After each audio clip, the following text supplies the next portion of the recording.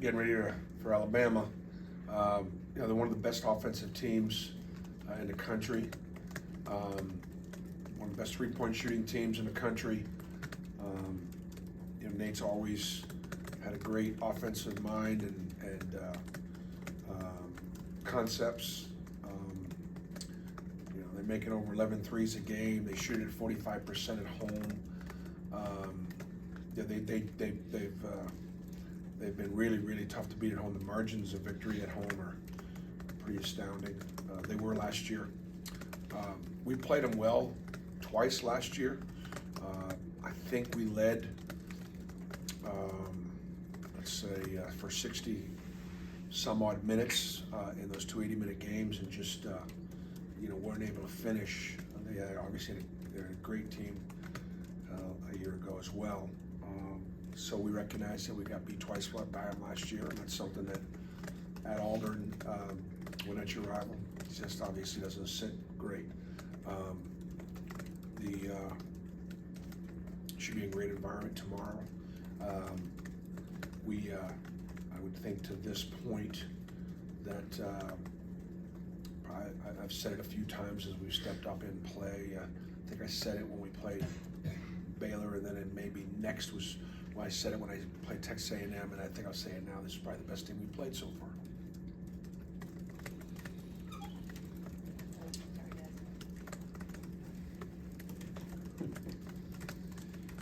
Hey Bruce, we were just talking to Jalen and Dylan out there, and they said that this team is more equipped to deal with adversity on the road, dealing with the 17-point lead like you guys had in Tuscaloosa last year, better than last year's team. Would you agree with that statement, and do you feel like this team is ready to go into that environment and come out with a victory? Well, I think Alabama's team had a lot to do with us losing a 17-point lead. I thought that we had played exceptionally well, but they made great plays, and there were some tough calls, and so I would give Alabama the credit. I don't know that last year's team versus this year's team this year's team will have challenges just like last year's team.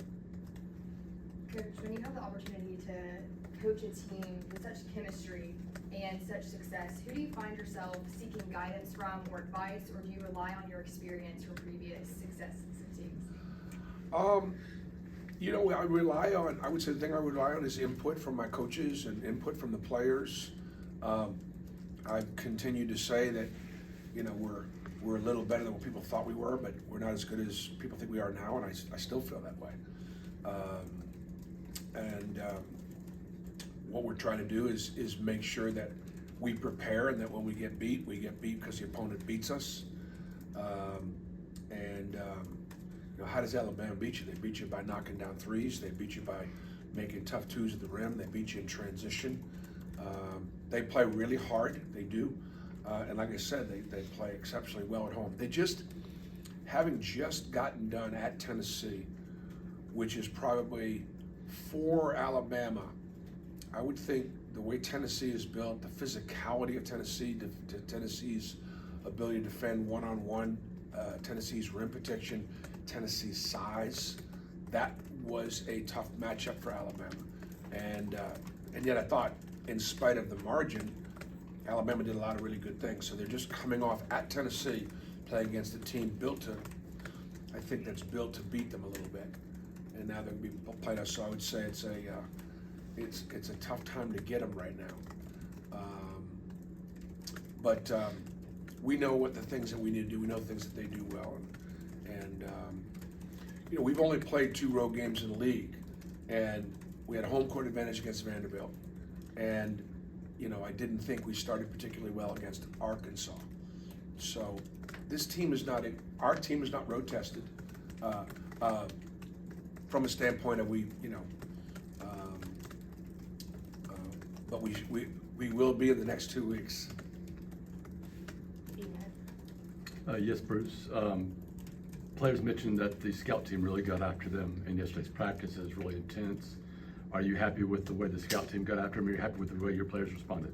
Yeah, they did good. I thought yesterday Almost always after a day off, the kids had Sunday off, and on a Wednesday game they get Sunday off. On a Tuesday game, they get Wednesday off. So with the Wednesday game, this weekend last Sunday was off. So coming back, you come back Monday a little bit rusty. I thought the scout team did a good job. They got after us. There's just no way of duplicating the speed and the pace with which Alabama plays, and there's no way of duplicating the quality of their let's just say their backcourt, and speed and quickness and athleticism and ability to make shots and plays. And then the front line is they can really stretch you. They can put 5 guys on the floor, can all shoot the 3 ball. They're again just really that's the most athletic team we've played against so far. The scout team did well. The kid responded pretty well. Bruce, you talked on Saturday about Cheney and just kind of some of the stuff he did in the game. Do you felt like the last few games he's starting to get more and more confident with his offense, especially with some of the shots he's taking and making right now? I mean, I would expect Cheney to play well most of the time, and there were a couple of games a week or 2 back where he maybe didn't play great or he turned it over a little bit. But man, that's the exception instead of the rule. Cheney is one of our best athletes. He can affect the game on both ends of the floor. I like the fact that he's actually aggressive offensively. Turns the ball over a little bit, but I'd rather have him be aggressive, which tells you that he is confident. I'd like to see him be that aggressive, defending and rebounding and physically using his athleticism more. And we'll need him to. I'll tell you, I guess Alabama, the best defensive players are going to get an edge in the minutes. That Alabama is they are a dynamic offensive team. And when I say that, it's not that they're a good defensive team, but they're one of the best offensive teams in the country. And the numbers back me up. And so, it'll be all we can do to guard them. And I know our numbers say that we're pretty good defensively. On Saturdays, and we'll really mention more than that, but kind of the process of building this team, taking a guy like Denver who had that big role and saying, hey, you're going to take less here. How were you able to kind of just, in hindsight, to sell some of the transfers on taking on this more balanced role with less minutes and get them to commit to that? Well, I think all of our kids that transferred in came from mid-major junior college Division II, all of them. So they were all stepping up a level. So they wanted the opportunity at that level. And I don't know that in the SEC there's a team, this is a good research project, is there a team that doesn't have a high major transfer on its roster? Auburn might be that. We might be that only team.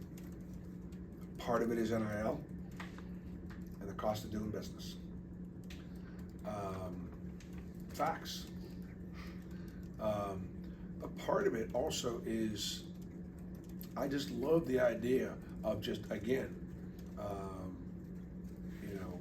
Denver and Chad and Cheney and AD as our 4 transfers, coming in and having the ability to grow as a student athlete with the academic support that they get and the athletic support that they get and the training and the coaching and the facilities and the travel. They're happy to be here, and so therefore willing to accept less. At the same time, many of the returning guys could have gone other places. Half my team was recruited by, even the guys that didn't enter their transfer portal were recruited off my team because it's just, we won't do it, but that happens. Saying, wait, why would you go back to Auburn for 15 minutes and when you could come here and start? Coach, And I don't promise the guys starts. I promise them opportunities. And so part of the reason why our chemistry is part of what it is good kids, good culture, and I was honest with them in recruiting. Coach, I want to go off that you have such depth on your team. You said it yourself, they could go and play more minutes. How encouraging is it for you as a coach to see the fruits of y'all's labor and have guys talking about the brotherhood of this team and how it feels like they're little kids again?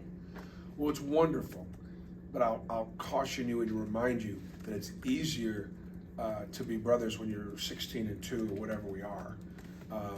And, you know, adversity can build character, but will reveal it. So we will have some character revealed. And what you need to do is when that happens, then you need to really do rely on that. And most of it, like we've had some timeouts where we're barking at each other and yelling at each other, and I'm screaming at them and they're screaming at each other. It's about being competitive. It's about the desire to win. That's what our focus is. But absolutely, everybody on this team has accepted less in order for us to achieve more. Bruce, you mentioned how good Alabama is offensively. I mean, it's been that way under Oates for a while. I guess just what do you see specifically? They got Nelson, they could transfer guard as well, maybe a little bit different of a makeup than the past couple of years. What do you see out of them that makes them successful on offense? Well, I think they do a really good job in recruiting and evaluating. I think they get good players and they make really good decisions. And they've got great depth too. Sears, the only kid that plays heavy minutes. The rest of them, there's great balance. And you know, the difference is Nate's a really good offensive coach. He's got a great offensive mind. That doesn't mean he doesn't have a great defensive mind, but his offense and their score, their pace, it's a strength for Alabama. It's the part of the coaching. Hey Coach, this is off topic, but this is Coaches versus Cancer Suits and Sneakers Week. Obviously, every year coaches wear sneakers. We don't wear suits on our staff, but can you just speak on the publicity of Coaches versus Cancer? Yeah, I mean the Coaches versus Cancer have been around for a long time. I know Norm Stewart, the great Missouri coach, started the Coaches versus Cancer, and many other great coaches. Lon Kruger comes to mind. Coach Boeheim, so many other great coaches have carried the banner for Coaches versus Cancer.